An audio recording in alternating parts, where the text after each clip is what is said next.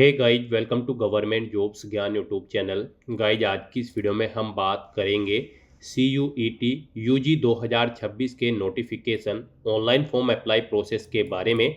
जी हाँ दोस्तों, national testing agency NTA ने common university entrance test undergraduate CUET UG 2026 के लिए नोटिफिकेशन रिलीज कर दिया है। कैसे आप इस टेस्ट में पार्टिसिपेट करने के लिए अपने फॉर्म अप्लाई कर सकते हो बिना कोई मिस्टेक किए हुए, इसकी पूरी जानकारी हम आपको स्टेप बाय स्टेप रजिस्ट्रेशन से लेकर प्रिंट तक इस वीडियो में देंगे। बस आपको इस वीडियो को स्किप किए बिना शुरू से लेकर एंड तक देखना है। उसके बाद वीडियो पसंद आए तो इसे लाइक और शेयर कर दें।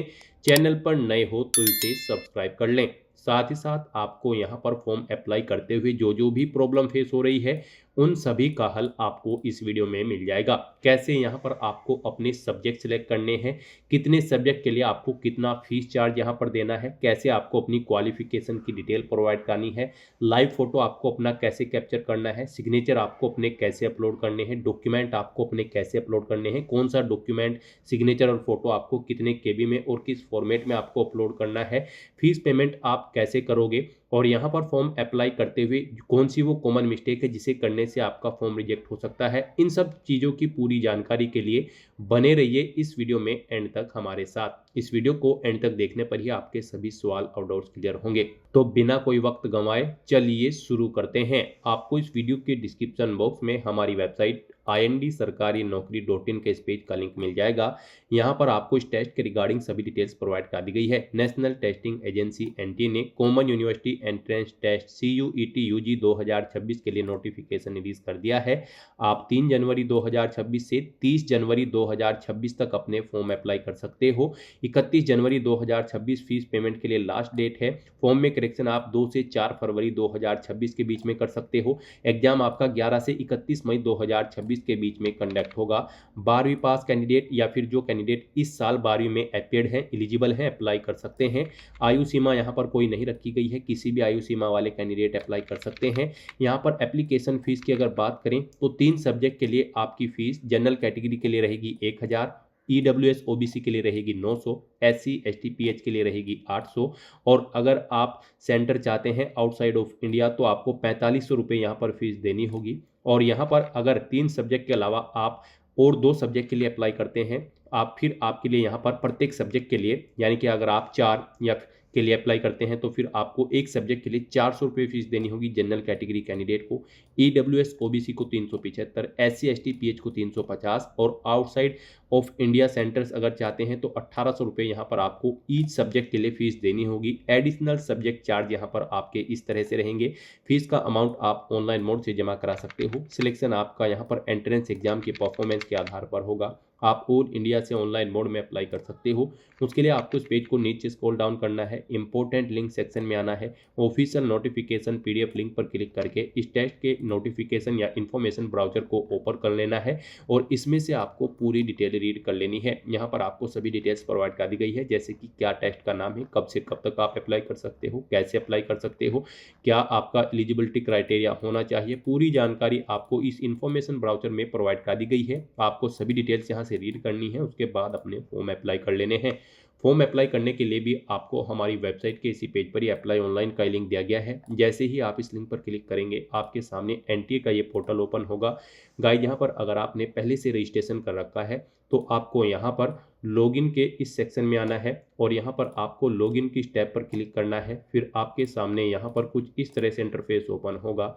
अब यहाँ पर आपको अपना एप्लीकेशन नंबर एंटर करना है, अपना पासवर्ड आपको एंटर करना है, ये कैप्चा कोड आपको यहाँ पर एंटर करना है, और उसके बाद फिर आपको लॉगिन की स्टेप पर क्लिक करते हुए अपने डैशबोर्ड में लॉगिन करके अपना फॉर्म अप्लाई कर लेना है। और अगर आप यहाँ पर 2026 में इस टेस्ट के लिए फर्स्ट टाइम अप्लाई करने जा रहे हो तो सबसे पहले यहाँ पर आपको अपना रजिस्ट्रेशन करना होगा। उसके लिए आपको यहाँ पर रजिस्ट्रेशन के इस सेक्शन में आना है और यहाँ पर आने के बाद आपको न्यू रजिस्ट्रेशन की इस टैब पर क्लिक करना है। उसके बाद आपके सामने यहाँ पर कुछ जनरल इंस्ट्रक्शंस ओपन होंगे, आपको इन्हें केयरफुली रीड आउट कर लेना है। इस पेज को नीचे स्क्रॉल डाउन करना है। यहाँ पर आने के बाद गाइज आपको इस चेकबॉक्स को ओके करना है और फिर क्लिक हियर टू प्रोसीड के इस ऑप्शन पर क्लिक कर देना है। उसके बाद आपके सामने यहाँ पर कुछ इस तरह से इंटरफेस ओपन होगा। अब यहाँ पर आपको अपनी बेसिक इन्फॉर्मेशन देते हुए अपना रजिस्ट्रेशन करना है। सबसे पहले यहाँ पर आपको अपना नाम एंटर करना है अपनी 10वीं की मार्कशीट के अकॉर्डिंग, फिर आपको अपने फादर का नाम एंटर करना है, उसके बाद आपको अपनी मदर का नाम यहाँ पर एंटर करना है, उसके बाद यहाँ पर आप अपनी डेट ऑफ बर्थ सेलेक्ट करेंगे, फिर यहाँ पर आप अपना जेंडर सेलेक्ट करेंगे, फिर आपको यही डिटेल जो आपने यहाँ पर प्रोवाइड कराई है उसे एक बार फिर से एंटर करके कंफर्म कर लेना है। यहाँ पर भी आपको पहले अपना नाम एंटर करना है, ऊपर जो आपने एंटर किया है सेम उसी के अकॉर्डिंग, फिर आपको अपने फादर और मदर का नाम यहाँ पर एंटर करना है, अपनी डेट ऑफ बर्थ आपको यहाँ पर दोबारा से सिलेक्ट कर लेनी है, अपना जेंडर आपको एक बार फिर से सिलेक्ट करना है। फिर गाइज यहाँ पर आपको अपना प्रजेंट एड्रेस एंटर करना है, यहाँ पर आप अपना प्रजेंट एड्रेस एंटर करें, उसके बाद यहाँ पर आपको अपना कम्युनिकेशन एड्रेस एंटर करना है, इलेक्ट्रॉनिक कम्युनिकेशन एड्रेस। इसमें आपको यहाँ पर अपनी ईमेल आईडी एंटर करनी है, उसे एक बार फिर से एंटर करके कंफर्म कर लेना है। फिर यहाँ पर आपको अपना मोबाइल नंबर एंटर करना है, उसे भी एक बार फिर से एंटर करके कंफर्म कर लेना है। कोई ऑप्शनल अल्टरनेट कॉन्टैक्ट नंबर है तो आप यहाँ पर एंटर कर सकते हैं। उसके बाद यहाँ पर आपको अपना परमानेंट एड्रेस एंटर करना है, यहाँ पर आप अपना परमानेंट एड्रेस एंटर करें, और अगर आपका परमानेंट एड्रेस आपके यहाँ पर प्रेजेंट एड्रेस के अकॉर्डिंग सेम है तो आप इस चेकबॉक्स को ओके कर देंगे, ऑटोमेटिकली आपका परमानेंट एड्रेस आपके प्रेजेंट एड्रेस के अकॉर्डिंग यहाँ पर फिल हो जाएगा। उसके बाद फिर यहाँ पर आपको अपना पासवर्ड क्रिएट करना है। इसके लिए आपको गाइडलाइन दी गई है, पासवर्ड यहाँ पर आपका 8 से 13 कैरेक्टर के बीच में होना चाहिए और ये अल्फा न्यूमेरिक फॉर्मेट में होना चाहिए। मीन्स आपके पासवर्ड में कम से कम एक अपर केस कैरेक्टर, एक लोअर केस कैरेक्टर, एक इंटीजर नंबर और एक स्पेशल कैरेक्टर जैसे कि @ हैश या फिर डॉलर होना चाहिए। तो इस फॉर्मेट में यहाँ पर आपको अपना पासवर्ड एंटर करना है, वही पासवर्ड आपको यहाँ पर एंटर करना है। उसके बाद यहाँ पर आपको अपना एक सिक्योरिटी क्वेश्चन सिलेक्ट करना है, उसका आंसर यहाँ पर आपको देना है, और फिर गाइज आपको यहाँ पर ये कैप्चा कोड इस बॉक्स में एंटर करना है और उसके बाद सबमिट के इस ऑप्शन पर क्लिक कर देना है। फिर यहाँ पर आपने रजिस्ट्रेशन में पीछे जो डिटेल प्रोवाइड कराई है उसका पूरा प्रीव्यू आपको शो कर दिया गया है। आपको सभी डिटेल्स केयरफुली चेकआउट करनी है, इस पेज को नीचे स्क्रॉल डाउन करना है, यहाँ पर आपको अपनी इन डिटेल के सभी चेक बॉक्सेस को आपको 1 बाय 1 करके ओके कर देना है। उसके बाद आपको डिक्लेरेशन सेक्शन में आना है, आई एग्री के इस चेक बॉक्स को भी ओके करना है। कहीं पर कोई मिस्टेक है आपके रजिस्ट्रेशन फॉर्म में तो आप एडिट रजिस्ट्रेशन फॉर्म के ऑप्शन पर क्लिक करके एडिट कर सकते हैं, नहीं तो यहाँ पर गाइड अब आपको submit and send OTP to verify mobile number के इस ऑप्शन पर क्लिक करना है। फिर यहाँ पर आपके रजिस्टर्ड मोबाइल नंबर पर एक OTP आया होगा, वो OTP आपको यहाँ पर एंटर करना है और उसके बाद आपको सबमिट रजिस्ट्रेशन फॉर्म के इस ऑप्शन पर क्लिक करना है। इस तरह से यहाँ पर आपका रजिस्ट्रेशन सक्सेसफुली कंप्लीट हो चुका है, आपको आपके डैशबोर्ड में डायरेक्ट कर दिया गया है। यहाँ पर आपको एक एप्लीकेशन नंबर प्रोवाइड कर दिया गया है, ये एप्लीकेशन नंबर आपके रजिस्टर्ड मोबाइल नंबर और ईमेल आईडी पर भी सबमिट कर दिया गया है। आपको इसे केयरफुली नोट डाउन करके रख लेना है फ्यूचर यूज के लिए। और गाइस यहाँ पर अब आपको अपना फॉर्म अप्लाई करने के लिए कंप्लीट एप्लीकेशन फॉर्म के इस ऑप्शन पर क्लिक करना है। नेक्स्ट आपके सामने कुछ इस तरह से इंटरफेस ओपन होगा। अब यहाँ पर आपका फॉर्म स्टार्ट हो चुका है, आपकी कॉन्टैक्ट डिटेल तो सक्सेसफुली कंप्लीट हो चुकी है जो आपने पीछे फिल की है। अब आपको बाकी के 11 स्टेप कंप्लीट करने हैं, टोटल 12 स्टेप्स है। यहाँ पर आपको 1 बाय 1 करके इन स्टेप को कंप्लीट करते हुए अपना फॉर्म अप्लाई करना है। तो यहाँ पर अब आपको आगे के लिए पर्सनल डिटेल के इस ऑप्शन पर क्लिक करना है। अब यहाँ पर आपको अपनी पर्सनल डिटेल प्रोवाइड करनी है, कुछ डिटेल आपको आपकी ऑटोमेटिकली फिल मिलेगी ऊपर जो आपने यहाँ पर रजिस्ट्रेशन टाइम पे प्रोवाइड कराई थी, जैसे कि आपका नाम, आपकी डेट ऑफ बर्थ, आपके फादर और मदर का नाम। बस यहाँ पर अब आपको अपनी नेशनलिटी सेलेक्ट करनी है। उसके बाद यहाँ पर गाइज आपको अपना डोमिसाइल स्टेट सेलेक्ट करना है, जिस स्टेट से आप बिलोंग करते हैं। फिर यहाँ पर आपको अपनी कैटेगरी सेलेक्ट करनी है, जिस कैटेगरी से आप बिलोंग करते हैं। उसके बाद यहाँ पर आपको अपनी कैटेगरी एक बार फिर से सिलेक्ट कर लेनी है। फिर यहाँ पर आपसे पूछा गया है अगर आप रिजर्व कैटेगरी से बिलोंग करते हैं तो क्या आपके पास यहाँ पर कास्ट सर्टिफिकेट है, अगर है तो आप येस करेंगे और फिर उसकी डिटेल यहाँ पर प्रोवाइड करेंगे, जैसे कि कैटेगरी सर्टिफिकेट, ID नंबर और किस डेट को वो इशू हुआ है वो डेट आपको देनी है, किस अधिकारी ने आपको जारी किया है उसकी डेजिग्नेशन, पोस्ट का नाम यहाँ पर आपको देना होगा। और अगर आप यहाँ पर जनरल कैटेगरी कैंडिडेट हैं तो फिर आपको ये डिटेल देने की ज़रूरत नहीं पड़ेगी। फिर यहाँ पर आपको अपनी कैटेगरी सिलेक्ट कर लेनी है दोबारा से, अगर आप जनरल कैटेगरी कैंडिडेट है। फिर आपसे पूछा गया कि क्या आप डायबिटिक कैंडिडेट हैं, अगर हैं तो आप येस करेंगे, नहीं है तो नो ऑप्शन सेलेक्ट करेंगे। अपना रेजिडेंस यहाँ पर आप सिलेक्ट करेंगे, आप ग्रामीण क्षेत्र से हैं या फिर शहरी क्षेत्र से, आप अपने अकॉर्डिंग ऑप्शन सिलेक्ट करेंगे। अपनी फैमिली की एनुअल इनकम यहाँ पर आप सिलेक्ट करेंगे, सालाना इनकम। उसके बाद आपसे पूछा गया है कि क्या आप माइनॉरिटी कम्युनिटी से बिलोंग करते हैं, अगर करते हैं तो यस करेंगे। और फिर यहाँ पर आप अपना रिलीजन सेलेक्ट करेंगे, और अगर आप माइनॉरिटी कम्युनिटी से बिलोंग नहीं करते हैं तो आप सिंपली नो ऑप्शन सेलेक्ट करेंगे। फिर आपसे पूछा गया है कि क्या आप रक्षा कार्मिक या फिर भूतपूर्व सैनिकों के प्रतिपालित कैंडिडेट हैं, अगर हैं तो आप यस करेंगे, नहीं है तो नो ऑप्शन सेलेक्ट करेंगे।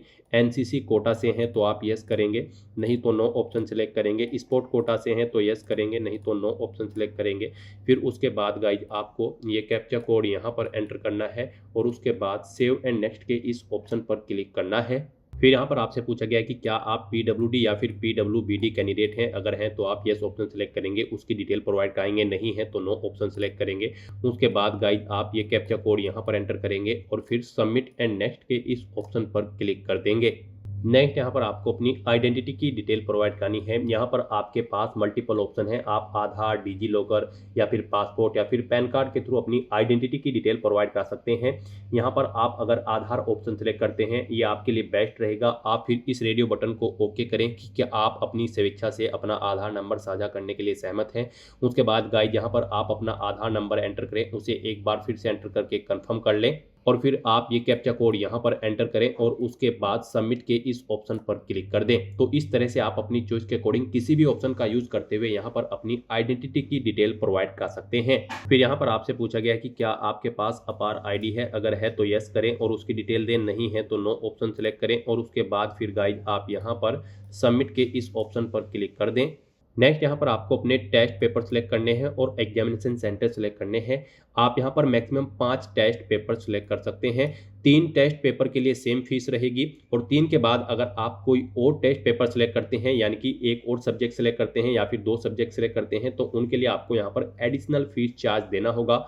फीस का अमाउंट हम यहाँ पर आपको बता दें, गाइड आप हमारी वेबसाइट के इस पेज से चेकआउट कर सकते हो। 3 सब्जेक्ट के लिए जनरल कैटेगरी कैंडिडेट के लिए 1000 फीस है, ईडब्ल्यूएस ओबीसी के लिए 900, एससी एसटी पीएच के लिए 800 और यहाँ पर सेंटर आउटसाइड इंडिया के लिए 4500 रुपये फीस है। और उसके बाद आप अगर किसी एडिशनल सब्जेक्ट के लिए अप्लाई करते हैं तो फिर एक पेपर के लिए यानी कि एक सब्जेक्ट के लिए आपकी 400 रुपये फीस रहेगी जनरल कैंडिडेट के लिए। और अगर आप 1 से ज़्यादा टेस्ट पेपर के लिए अप्लाई करते हैं तो उसमें 400 और ऐड कर लीजिए। इस तरह से यहाँ पर आपकी फीस का अमाउंट आप चेकआउट कर सकते हो और यहाँ से अब आप अपने टेस्ट पेपर अपनी चॉइस के अकॉर्डिंग सेलेक्ट करें। तो यहाँ पर आप 1, 2, 3 या फिर 4 या फिर 5 टेस्ट पेपर सेलेक्ट करें अपनी चॉइस के अकॉर्डिंग। उसके बाद गाइड यहाँ पर आपको इस पेज को नीचे स्क्रॉल डाउन करना है। फिर यहाँ पर आपको अपने टेस्ट पेपर का मीडियम सेलेक्ट करना है, आप किस लैंग्वेज में अपना टेस्ट पेपर चाहते हैं। यहाँ पर हिंदी, इंग्लिश, आसामीज या फिर बंगाली, आप अपने अकॉर्डिंग ऑप्शन सेलेक्ट करें। उसके बाद यहाँ पर आपको अपनी एग्जाम सिटी सेलेक्ट करनी है। यहाँ पर आपको 4 चॉइसेस दी गई है, आप पहले स्टेट सेलेक्ट करें, उसके बाद एग्जाम सिटी सेलेक्ट करें।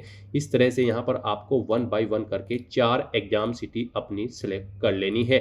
यहाँ पर आप अपनी चॉइस के अकॉर्डिंग अपनी एग्जाम सिटी इस तरह से सेलेक्ट कर सकते हैं। उसके बाद गाइड आपको यहाँ पर अपने फादर का व्यवसाय सेलेक्ट करना है। उसके बाद आपको अपने फादर की यहाँ पर योग्यता क्वालिफिकेशन सेलेक्ट करनी है, कहाँ तक वो पढ़े हुए हैं या फिर उनकी क्या क्वालिफिकेशन है। उसके बाद आपको अपनी मदर का व्यवसाय और क्वालिफिकेशन भी यहाँ पर सेलेक्ट कर लेनी है और फिर आपको यहाँ पर ये कैप्चा कोड इस बॉक्स में एंटर करना है और उसके बाद सेव एंड नेक्स्ट के इस ऑप्शन पर क्लिक कर देना है। नेक्स्ट यहाँ पर आपको अपनी एजुकेशनल क्वालिफिकेशन की डिटेल देनी है। गाइज यहाँ पर CUET UG 2026 में पार्टिसिपेट करने के लिए आपका कम से कम 12वीं क्लास पास आउट होना जरूरी है या फिर आपका इसी साल 12वीं में अपीयर्ड होना अनिवार्य है। तो यहाँ पर अब आपको अपनी क्वालिफिकेशन की डिटेल प्रोवाइड करनी है। सबसे पहले यहाँ पर आपको अपनी 10वीं क्लास की डिटेल प्रोवाइड करनी है। यहाँ पर आपको बताना है कि आपने 10वीं क्लास पास आउट कर ली है, उसके बाद आपने किस ईयर में पास आउट की है वो ईयर आपको सेलेक्ट करना है। आपको यहाँ पर 10th और इक्विवेलेंट ऑप्शन सेलेक्ट करना है क्वालिफाइंग एग्जाम में। उसके बाद यहाँ पर आपको बताना है आपने 10वीं क्लास रूरल एरिया या फिर अर्बन एरिया किससे की है। उसके बाद यहाँ पर आपको अपने कॉलेज का प्रकार सेलेक्ट कर लेना है, वो केंद्रीय विद्यालय था या फिर जवाहर नवोदय विद्यालय या फिर गवर्नमेंट एडिट या फिर प्राइवेट, आप अपने अकॉर्डिंग ऑप्शन सेलेक्ट करेंगे। फिर यहाँ पर आपको स्टेट सेलेक्ट करना है जिससे आपने अपनी 10वीं क्लास पास आउट की है। फिर यहाँ पर आपको डिस्ट्रिक्ट सेलेक्ट करना है उसके अकॉर्डिंग, जिस डिस्ट्रिक्ट में आपका स्कूल था। फिर आपको बोर्ड का नाम यहाँ पर सेलेक्ट करना है जिस बोर्ड से आपने अपनी 10वीं क्लास पास आउट की है। रिजल्ट का मोड बताना है, उसका आपका रिजल्ट परसेंटेज में था, सीजीपीए में या फिर किसी अन्य मोड में, आप अपने अकॉर्डिंग ऑप्शन सेलेक्ट करेंगे। परसेंटेज में यहाँ पर अगर आपका रिजल्ट था तो फिर आप टोटल मार्क्स यहाँ पर एंटर करेंगे। फिर इनमें से आपने कितने मार्क्स ऑब्टेन किए हैं वो आप एंटर करेंगे। इस तरह से यहाँ पर आपकी परसेंटेज कैलकुलेट होकर आपके सामने फिर शो कर दी जाएगी। फिर यहाँ पर आपको अपना 10वीं का रजिस्ट्रेशन नंबर या फिर इनरोलमेंट नंबर या फिर रोल नंबर एंटर करना है। स्कूल कॉलेज का नाम और पता यहाँ पर आपको एंटर करना है। अपने स्कूल या कॉलेज का पिन कोड यहाँ पर आपको एंटर करना है। ये सभी डिटेल्स आपको आपकी 10वीं की मार्कशीट में मिल जाएगी। फिर यहाँ पर आपको ऐसे ही अपनी 12वीं क्लास की डिटेल एंटर करनी है। यहाँ पर आपको पहले ऑप्शन सेलेक्ट करना है, आप पास आउट है या फिर अपियर्ड है। अगर आप अपियर्ड है तो आप अपियरिंग ऑप्शन सेलेक्ट करेंगे। उसके बाद यहाँ पर आपको ईयर ऑटोमेटिकली 2026 मिलेगा। फिर यहाँ पर आपको क्वालिफाइंग एग्जाम सेलेक्ट कर लेना होगा, क्लास 12 और इक्विवेलेंट या फिर हायर सेकेंडरी 3 ईयर कोर्स, आप अपने अकॉर्डिंग ऑप्शन सेलेक्ट करेंगे। प्लेस ऑफ स्कूल यहाँ पर आप सेलेक्ट करेंगे, रूरल एरिया में है या फिर अर्बन।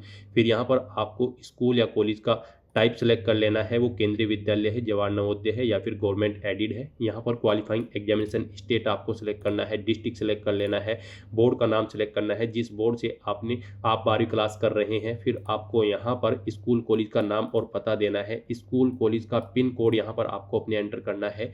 और गाइज अगर आप 12वीं क्लास पास आउट कर चुके हैं तो आप पास ऑप्शन सेलेक्ट करेंगे। फिर यहाँ पर आपको पासिंग ईयर सेलेक्ट करना है जब आपने अपनी 12वीं क्लास पास आउट की है। फिर यहाँ पर आपको क्वालिफाइंग एग्जाम में क्लास 12 और इक्विवेलेंट या फिर हायर सेकेंडरी 3 ईयर कोर्स आपने जो भी कर रखा है आप ऑप्शन सेलेक्ट करेंगे। प्लेस ऑफ स्कूल यहाँ पर आप सेलेक्ट करेंगे, आपका स्कूल रूरल क्षेत्र में है या फिर अर्बन में। उसके बाद यहाँ पर आपको स्कूल या कॉलेज का टाइप सेलेक्ट कर लेना है, वो गवर्नमेंट है, प्राइवेट है या फिर केंद्रीय विद्यालय है, आप अपने अकॉर्डिंग ऑप्शन सेलेक्ट करेंगे। फिर यहाँ पर आपको स्टेट सेलेक्ट करना है, जिस स्टेट से आपने 12वीं क्लास पास आउट की है। फिर आपको अपना डिस्ट्रिक्ट सेलेक्ट कर लेना है। उसके बाद गाइस यहाँ पर आपको बोर्ड का नाम सेलेक्ट करना है, जिस बोर्ड से आपने अपनी 12वीं क्लास पास आउट की है। उसके बाद यहाँ पर आपको रिजल्ट का मोड बताना है, आपका रिजल्ट परसेंटेज में था, सीजीपीए में था या फिर किसी अन्य मोड में, आप अपने अकॉर्डिंग ऑप्शन सेलेक्ट करेंगे। परसेंटेज में अगर था तो आप यहाँ पर टोटल मार्क्स एंटर करेंगे। उसके बाद इनमें से आपने कितने मार्क्स ऑब्टेन किए हैं वो आप एंटर करेंगे। उसके बाद गाइज यहाँ पर आपकी परसेंटेज कैलकुलेट करके आपको शो कर दी जाएगी। फिर यहाँ पर आपको अपने 12वीं का रजिस्ट्रेशन नंबर या फिर इनरोलमेंट नंबर या फिर रोल नंबर एंटर करना है।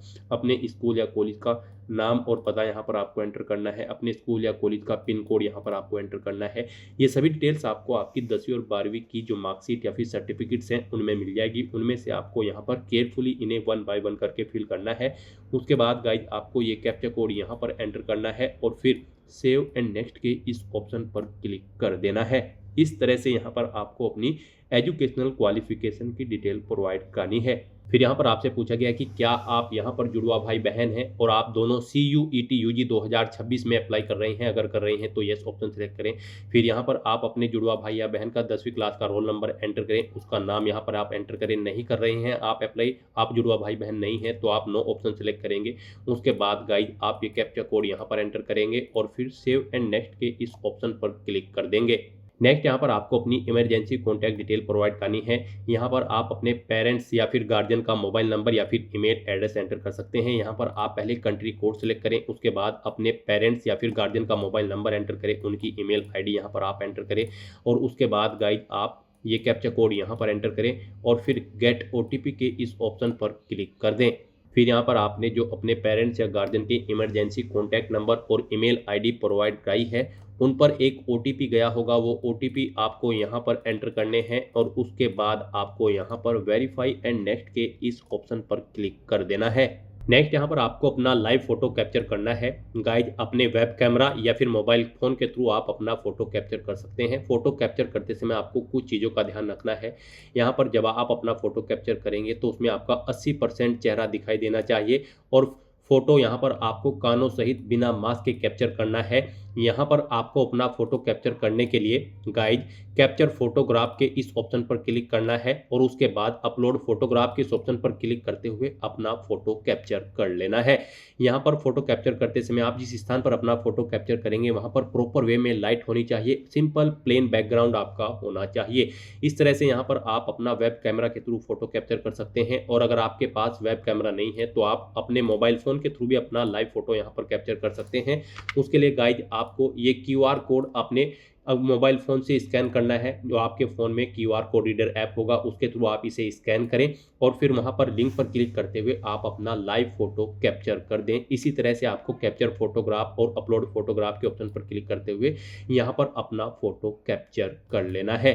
इस तरह से यहाँ पर आपका लाइव फोटो कैप्चर हो जाएगा। यहाँ पर अगर आप इसे दोबारा से एडिट करना चाहते हैं तो एडिट के ऑप्शन पर क्लिक करके दोबारा से आप अपना फोटो ले सकते हैं और अगर ये ओके है तो बस यहाँ पर अब आपको सेव एंड नेक्स्ट के इस ऑप्शन पर क्लिक करना है। नेक्स्ट यहाँ पर आपको अपने डॉक्यूमेंट अपलोड करने हैं। यहाँ पर आपको अपना पासपोर्ट साइज फोटो अपलोड करना है, अपने सिग्नेचर अपलोड करने हैं और अपना आईडी प्रूफ यहाँ पर आपको अपलोड करना है। रिजर्व कैटेगरी से आप अगर बिलोंग करते होंगे तो आपको अपना कास्ट सर्टिफिकेट भी यहाँ पर अपलोड करना पड़ सकता है। तो यहाँ पर आपको अपने इन डॉक्यूमेंट को अपलोड करने से पहले गाइडलाइन को चेकआउट कर लेना है और इनके अकॉर्डिंग आपको अपने डॉक्यूमेंट अपलोड करने हैं। यहाँ पर आपका जो पासपोर्ट साइज फोटो होगा उसमें आपका 80% चेहरा होना चाहिए और ये JPG या फिर JPEG फॉर्मेट में होना चाहिए। 10 KB से 200 KB के बीच में आपका फोटो होना चाहिए। सिग्नेचर आपके 10 KB से 50 KB के बीच में होने चाहिए और आपका जो आईडी प्रूफ होगा वो गाइज यहाँ पर 10 KB से 200 KB के बीच में होना चाहिए और आपके ये सभी डॉक्यूमेंट JPG या फिर JPEG फॉर्मेट में होने चाहिए। तो आपको अपने डॉक्यूमेंट को अपलोड करने के लिए चूज फाइल के ऑप्शन पर क्लिक करना है, फाइल को सेलेक्ट कर लेना है और फिर यहाँ पर एक्शन में अपलोड के ऑप्शन पर क्लिक करते हुए आपको 1 बाय 1 करके अपने इन सभी डॉक्यूमेंट को अपलोड कर देना है और फिर व्यू के इस सेक्शन में आप व्यू के लिंक पर क्लिक करके अपने इन डॉक्यूमेंट्स को व्यू भी कर सकते हैं। इस तरह से अपना फोटो, सिग्नेचर और आईडी प्रूफ अपलोड करने के बाद फिर आपको ये कैप्चा कोड यहाँ पर एंटर करना है और उसके बाद सेव एंड नेक्स्ट के इस ऑप्शन पर क्लिक कर देना है। नेक्स्ट यहाँ पर आपको आपके एप्लीकेशन फॉर्म का पूरा प्रीव्यू शो कर दिया गया है। आपको सभी डिटेल्स केयरफुली चेकआउट करनी है। इस पेज को नीचे स्क्रॉल डाउन करना है। यहाँ पर आपको इन सभी डिटेल्स के चेक बॉक्सेस को 1 बाय 1 करके ओके कर देना है। फिर आपको डिक्लेरेशन सेक्शन में आना है, आई एग्री के चेकबॉक्स को भी ओके करना है और उसके बाद गाइज आपको फाइनल सबमिशन ऑफ एप्लीकेशन के इस ऑप्शन पर क्लिक करना है। इस तरह से यहाँ पर आपका एप्लीकेशन फॉर्म सक्सेसफुली सबमिट हो जाएगा। यहाँ पर आपका एप्लीकेशन फॉर्म तो सबमिट हो चुका है लेकिन कंसीडर इसे आपके फीस पेमेंट के बाद ही किया जाएगा। गाइज यहाँ पर आपको आपके सब्जेक्ट के अकॉर्डिंग और आपकी कैटेगरी के अकॉर्डिंग एप्लीकेशन फीस का अमाउंट देखने को मिल जाएगा। आपको ये फीस पेमेंट करना होगा। यहाँ पर आपका फॉर्म तो सबमिट हो चुका है, इसमें अगर कोई मिस्टेक है तो आप अगर एडिट करना चाहते हैं तो एडिट एप्लीकेशन फॉर्म के ऑप्शन पर क्लिक करके इसमें एडिट कर सकते हैं। और यहाँ पर आपको फीस पेमेंट करने से पहले अपनी ईमेल आईडी को वेरीफाई कर लेना है। यहाँ पर आपको your email ID yet to be verified, click here to verify your email ID first. आपको अब इस ऑप्शन पर क्लिक करना है और पहले अपनी ईमेल आईडी को यहाँ पर वेरीफाई करना है, उसके बाद आपको अपना फीस पेमेंट करना है। तो आप your email ID yet to be verified के इस ऑप्शन पर क्लिक करें। नेक्स्ट आपके सामने कुछ इस तरह से इंटरफेस ओपन होगा। अब गाइज यहाँ पर आपको अगर अपनी ईमेल आईडी चेंज करनी है तो आपके पास ऑप्शन है, आप चेंज ईमेल आईडी के ऑप्शन पर क्लिक करके अपनी ईमेल आईडी चेंज कर सकते हैं। उसके बाद आप उसे वेरीफाई कर सकते हैं और अगर आपको चेंज नहीं करनी है तो बस अब आपको ये कैप्चा कोड यहाँ पर एंटर करना है और उसके बाद सबमिट एंड गेट OTP के इस ऑप्शन पर क्लिक करना है। फिर आपकी रजिस्टर्ड ईमेल आईडी पर एक OTP आया होगा, वो OTP आपको यहाँ पर एंटर करना है और उसके बाद आपको वेरीफाई के इस ऑप्शन पर क्लिक करते हुए अपनी ईमेल आईडी को वेरीफाई कर लेना है। किसी कारणवश अगर OTP नहीं आया है तो आप रिसेंट कोड के ऑप्शन पर क्लिक करके दोबारा से अपना OTP यहाँ पर मंगाकर उसे वेरीफाई कर सकते हैं। इस तरह से आपकी ईमेल आईडी वेरीफाई हो जाएगी, आपको आपके डैशबोर्ड में डायरेक्ट कर दिया जाएगा। अब यहाँ पर आपको अपना फीस पेमेंट करना है। फीस पेमेंट करने के लिए अब आपको गाइड पे एग्जामिनेशन फीस के इस ऑप्शन पर क्लिक करना है। उसके बाद आपके सामने कुछ इस तरह से इंटरफेस ओपन होगा। अब आप ऑनलाइन पेमेंट के इस ऑप्शन पर क्लिक करें और फिर प्रोसीड फॉर पेमेंट के इस ऑप्शन पर क्लिक कर दें। नेक्स्ट आपके सामने कुछ इस तरह से इंटरफेस ओपन होगा। अब यहाँ पर आपके पास 4 ऑप्शन है, इनमें से आप किसी का भी यूज करते हुए अपना फीस पेमेंट कर सकते हैं। आप SBI MOPS, Canara bank payment या फिर HDFC बैंक पेमेंट या फिर ICI बैंक पेमेंट गेटवे, इनमें से किसी का भी यूज करते हुए अपना फीस पेमेंट कर सकते हो। तो यहाँ पर आप जिस ऑप्शन के थ्रू फीस पेमेंट करना चाहते हैं उसे आप सेलेक्ट करें और उसके बाद प्रोसीड फॉर पेमेंट के इस ऑप्शन पर क्लिक कर दें। नेक्स्ट आपके सामने कुछ इस तरह से इंटरफेस ओपन होगा। अब यहाँ पर आप नेट बैंकिंग या फिर डेबिट कार्ड, क्रेडिट कार्ड या फिर यूपीआई के माध्यम से अपना फीस पेमेंट कर सकते हैं। यहाँ पर आपके लिए सबसे बेस्ट और इजी ऑप्शन यूपीआई का रहेगा, तो आप यूपीआई के इस ऑप्शन पर क्लिक करें। फिर आपके सामने कुछ इस तरह से इंटरफेस ओपन होगा। अब गाइस यूपीआई में भी आपके पास फीस पेमेंट करने के लिए दो ऑप्शन है। आप अपनी यूपीआई आईडी एंटर करके अपना फीस पेमेंट कर सकते हैं, या फिर आप क्यूआर कोड के इस ऑप्शन पर क्लिक करके क्यूआर कोड का यूज करते हुए अपना फीस पेमेंट कर सकते हैं। तो यहाँ पर आप अपनी चॉइस के अकॉर्डिंग किसी भी ऑप्शन का यूज करते हुए अपना फीस पेमेंट करें। क्यूआर कोड ऑप्शन का यूज करते हुए अगर आप अपना फीस पेमेंट करना चाहते हैं तो आपके सामने ये क्यूआर कोड शो होगा, आप इसे अपने यूपीआई से स्कैन करें और अपना फीस पेमेंट कर दें। गाइस यहाँ पर आपको आपकी कैटेगरी और सब्जेक्ट पेपर के अकॉर्डिंग एप्लीकेशन फीस का अमाउंट पे करना होगा, जो कि हम आपको ऑलरेडी बता चुके हैं। एक बार फिर से बता दें, यहाँ पर 3 सब्जेक्ट के लिए जनरल कैंडिडेट के लिए 1000 रुपये फीस है, ईडब्ल्यूएस ओबीसी के लिए 900, एससी एसटी पीएच के लिए 800, आउटसाइड इंडिया सेंटर के लिए 4500 रुपये फीस है। और 3 सब्जेक्ट के बाद अगर आप किसी भी सब्जेक्ट के लिए अप्लाई करते हैं, फिर प्रत्येक सब्जेक्ट के लिए आपको 400 रुपये फीस देनी होगी। जनरल कैंडिडेट को, ईडब्ल्यूएस ओबीसी को 375, एससी एसटी पीएच को 350 रुपये फीस देनी होगी। और सेंटर्स आउटसाइड ऑफ इंडिया के लिए 1800 रुपये रहेगी यहाँ पर, अगर आप एडिशनल सब्जेक्ट के लिए अपना टेस्ट पेपर सेलेक्ट करते हैं। तो इस तरह से यहाँ पर आपको अपना फीस पेमेंट देना होगा। सक्सेसफुली फीस पेमेंट करने के बाद यहाँ पर आपके एप्लीकेशन फॉर्म की सभी टास्क कंप्लीट हो जाएगी, आपको आपके डैशबोर्ड में डायरेक्ट कर दिया जाएगा। वहां से आप अपने एप्लीकेशन फॉर्म का एक हार्ड कॉपी प्रिंट आउट ले लें, फ्यूचर यूज के लिए, फ्यूचर रेफरेंस के लिए। तो दोस्तों ऐसे आप CUET UG 2026 के लिए अपने फॉर्म अप्लाई कर सकते हो बिना कोई मिस्टेक किए हुए। आज की इस वीडियो में बस इतना ही। आई होप ये वीडियो आपको पसंद आई होगी। अगर पसंद आई हो तो इसे लाइक और शेयर करें, चैनल पर नए हो तो इसे सब्सक्राइब कर लें। Thanks for watching.